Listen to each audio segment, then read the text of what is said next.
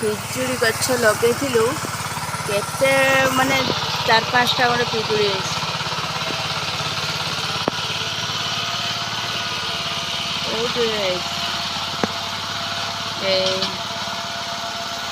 ଏଇଟା ଗୋଟେ ପିଜୁଳି ହେଇଛି ଦେଖ,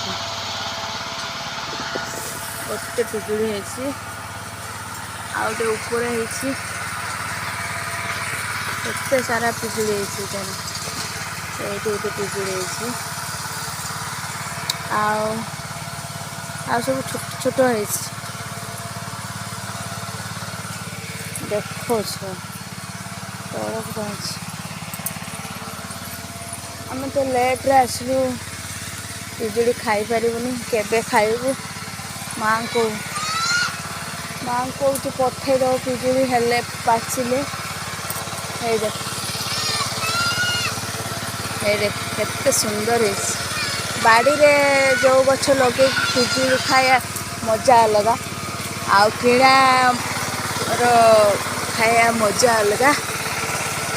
କିଣିକି ଖାଇବା ଗୋଟେ ବାଡ଼ିରେ ଲଗେଇ ଖାଇବା କେତେ ବହୁତ ଭଲ ଲାଗେ। ଦେଖ ଏଇଟା ଗୋଟେ ପିଜୁଳି ହେଇଛି, ଆଉ କାହିଁ ଆଉ ଏଇଟା ହେଇଛି।